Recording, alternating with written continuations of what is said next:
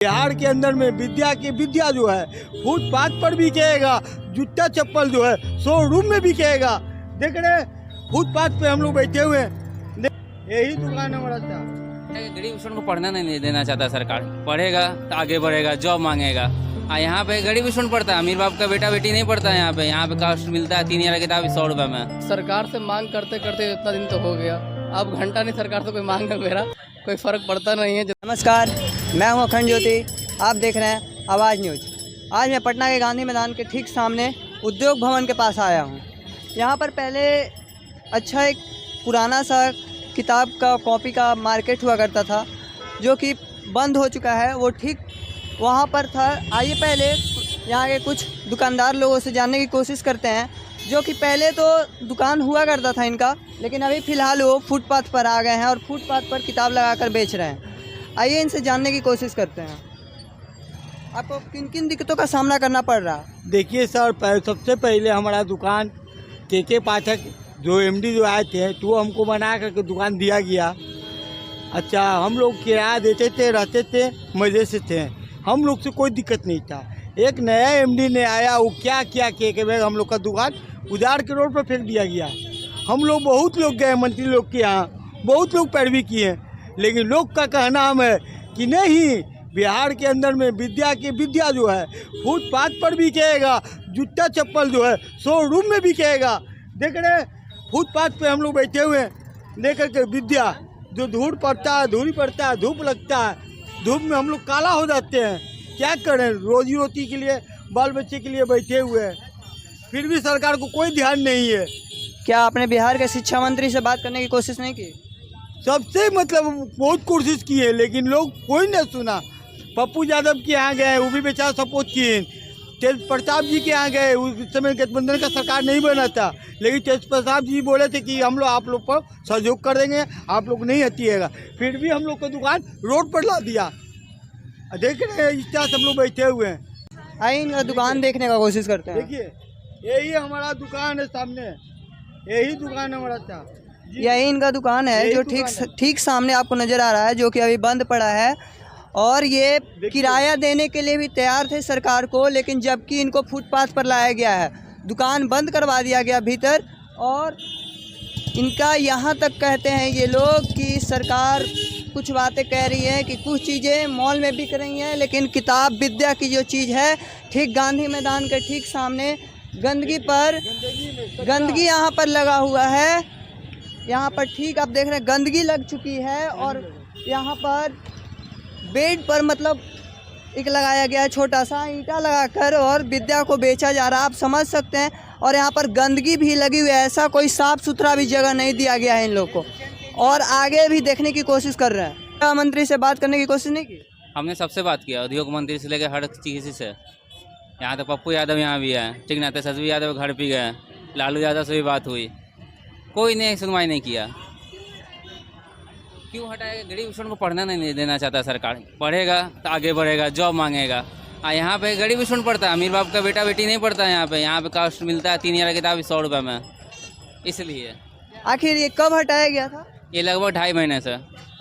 2.5 महीने पहले ठीक इस अंदर में मार्केट चलाया जाता था, और आज ये गांधी मैदान पर फुटपाथ पर विद्या को बेचा जा रहा है। ठीक सामने गांधी मैदान देख सकते हैं, और यहाँ पर कितना कचरा है ये आप देख सकते हैं। ये कोई बताने की आवश्यकता नहीं, दुकान अंदर में हुआ करता था और अब ये फुटपाथ पर ला दिया गया है। इसका सरकार से कुछ मांग? सर, सरकार से मांग करते करते इतना दिन तो हो गया, अब घंटा नहीं सरकार से कोई मांग है मेरा, कोई फ़र्क पड़ता नहीं है। जितना था जिस दिन हम लोग तो रोड पर आ गए थे, और पूरा मतलब कि मांग करना क्या मतलब क्या कहते, किताब जलाए हैं और रोड जाम भी कितना लोग किया यहाँ पर। फिर जाके सर क्या कहता है, लालू यादव से मिलने के लिए गए थे, तो वहाँ तेजस्वी यादव से मुलाकात हुआ, लालू यादव से मुलाकात हुआ, पप्पू यादव भी यहाँ पर आए, लेकिन कोई फ़ायदा नहीं हुआ। हम समझ गए अभी भी केस चल रहा है, केस किया हुआ अभी भी केस चल रहा है, लेकिन हर बार हियरिंग मिल जाता है। आज फिर बोला जाता है कि कुछ दिन के बाद आइए, अगला सुनवाई में आपका क्लियर कर दिया जाएगा, लेकिन कोई रिजल्ट नहीं है। अब समझ में आ गया जिसके हाथ में पावर है सर, अब उसके हाथ में पावर है, वो हमेशा केस आगे बढ़ाते रहेगा, और आपके पक्ष में कभी भी कोई रिजल्ट आने वाला नहीं है। और दूसरा पॉइंट ये भी है कि इन लोग का जो एडवोकेट है, ये केस लड़ा था, उसमें दिखाया नहीं गया है कि क्या कहता है, हम लोग से जो रेंट ले जा रहा है उस पर इंटरेस्ट ज़्यादा जोड़ा जा रहा है, चक्रवृद्धि ब्याज लिया जा रहा है, 2-3 करोड़ रुपया बता दिया गया कि सबका रेंट बाकी है। अब बताइए, अभी वो सारा बुक ये सारी बातें वो कोर्ट में जाहिर नहीं किया, लेकिन हम लोग को तो सब मतलब 2 करोड़ का किराया और पता नहीं क्या क्या बताया गया था। वो सबका तो कोई ऐसे हम लोग के पास कागज़ भी नहीं उस चीज़ का जो बताया जा सकता है। अब तो सर आप देखिए बाउंड्री घेर दिया, आप कोई हम तो उम्मीद ही नहीं है कि अंदर मिलने वाला किसी को, हम समझ गया। अब जितना जूता चप्पल है शोरूम में बिकेगा, रोड पे किताब बिकेगा, वही सब परीक्षा व्यवस्था है यहाँ का। देखिए अच्छा, यहाँ पर ये बिहार की राजधानी पटना है। यहाँ पर बहुत सारे लोग बच्चे और बहुत सारे प्रिपरेशन करने के लिए एग्ज़ाम प्रिपरेशन की तैयारी में आते हैं बच्चे, और यहाँ पर आधी दाम पर किताब मिलती है। बहुत दिन तक जब हम लोग का दुकान बंद रहा था ना सर, तो कितना सारे स्टूडेंट लोग यहाँ पर आ करके लौटा है। मेरा कुछ स्टूडेंट लोग के मेरा नंबर भी लिया हो रहा था, तो हम तो कॉल करके पूछ रहा है कि आपका दुकान कहाँ खुला है सर, हटा दिया गया था, दुकान खुलेगा या नहीं खुलेगा।